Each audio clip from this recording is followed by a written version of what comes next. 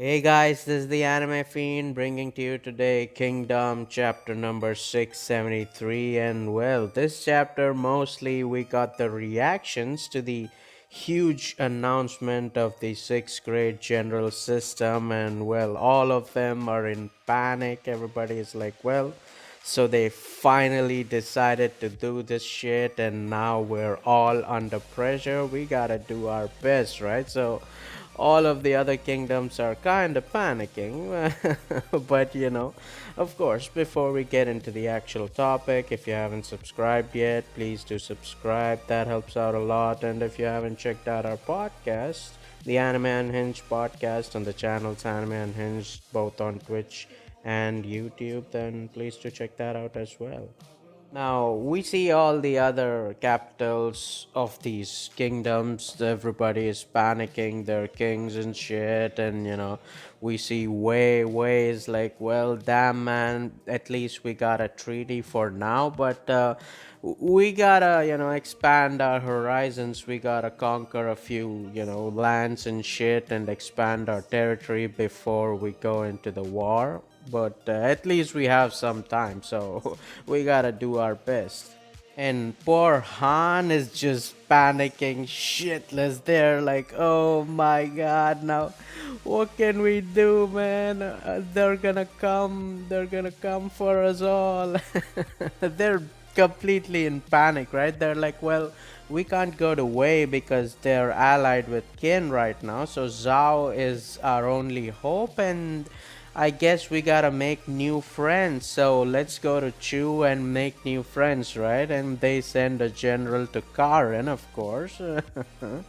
But now we see even Ki. Ki is like, well, of course, they secretly allied with Qin. So Ki King is like, well, here you go, man. Here you go. I guess it finally begun.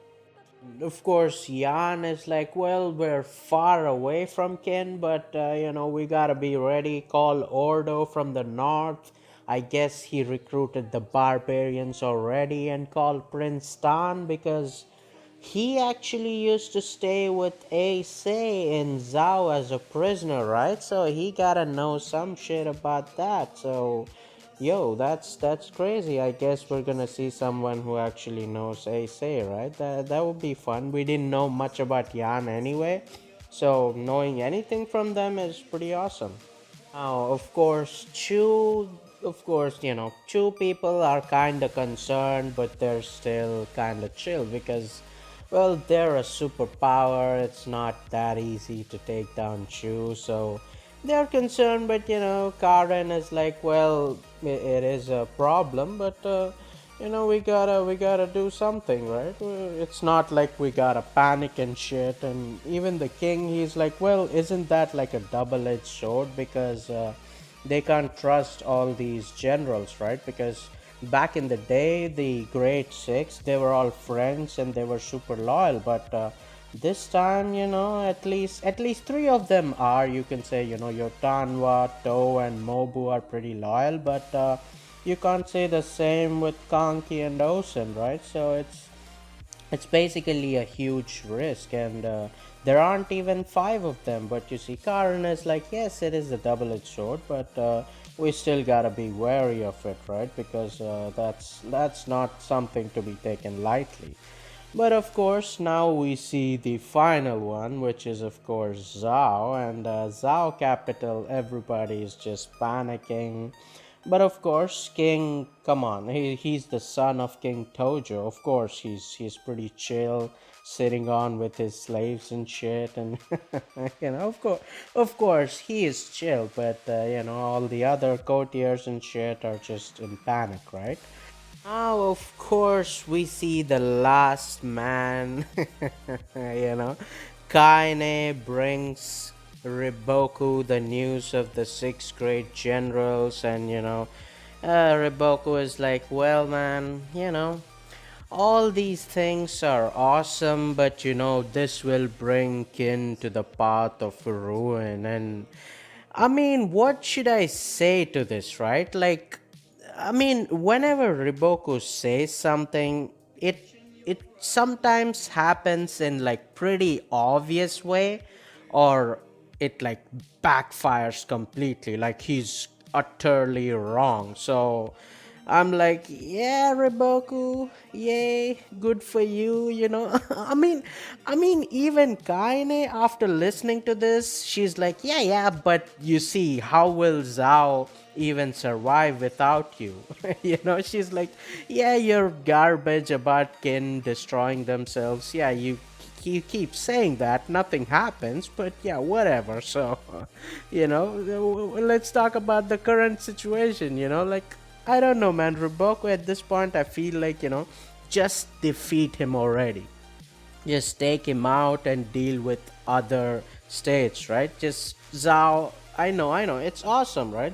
Of course, Zhao invasion arc was pretty awesome, but Riboku, he keeps coming, keeps saying the same shit, and the same shit keeps happening, right? So it's like, just take him out, and I think he's gonna get some kind of a win.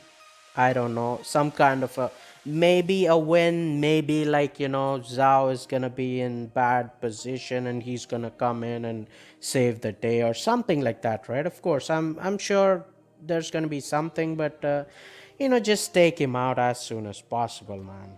Now, of course, we see Osen, Yutanwa, and Kanki written to the Zhao borders, and dude, they are still calling them like, third of the sixth grade Osen, fourth of the sixth grade Yotanwa, and fifth Kanki, right? So I guess they're still keeping the number. So is that still like the serial number, or is it like a ranking? What is it? I mean, please explain.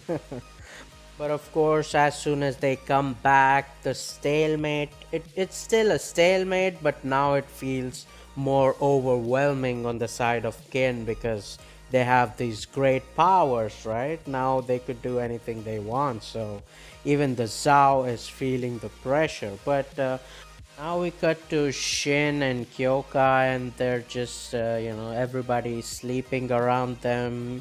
It's night time. Kyoka and Shin are talking, and Kyoka is like, well, as soon as these great generals came in, we felt like this overwhelming power is on our side, but I still feel kind of something bad is gonna happen. I feel something uneasy about this, and something crazy is gonna happen, right? And because of that, we gotta stay strong, right? And Shin is like, well, Kyokai, we are strong, don't worry. And he was gonna say something else, and everybody wakes up, and that cuts out. But of course, we also get the last panel of this chapter, right? We get a monologue like, because of these three great generals being here, Kin is overwhelming, but we also soon get to see the double edgedness of this freely waging war system, right? So I guess,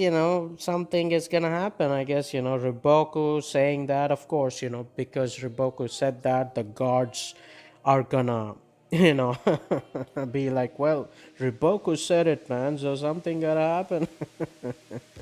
I don't know. Even Kyoka is like, something crazy is gonna happen. So I don't know, man. Who is gonna do crazy shit? I mean, I think the obvious one is Kanki, right? Because I mean, there are some other reasons, and there's also, like the most shady out here is Kanki, along with Osen. But because this campaign is Osen's campaign, and until now at least, everything has been decided by Osen himself, right? Shohei-kun just gave him a few directions, but most of the thing is Osen, so he's not gonna betray himself, or not betray, let's not say betray, but he's not gonna trick himself, right? So I guess Osen is out, so Kanki is the obvious one, right? So it's either gonna be him, or it could be like, because everybody is expecting Kanki to do some crazy shit, maybe Yotanwa does her thing, right?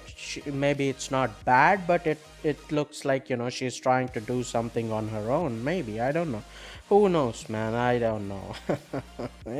It's pretty crazy at this point, right? I mean, I don't know what can I say, but Anyways, man, that's the chapter, and you comment down. What do you think is the crazy thing that's gonna happen, right? So let's see, man. Let's see. But well, if you think the video is good, like, share, subscribe, and join my Discord. We could have fun discussions. You, me, my friends. It would be awesome. And well, if you want to support me even more, then sign up on my Patreon. But anyways, man, as always, until next time, peace.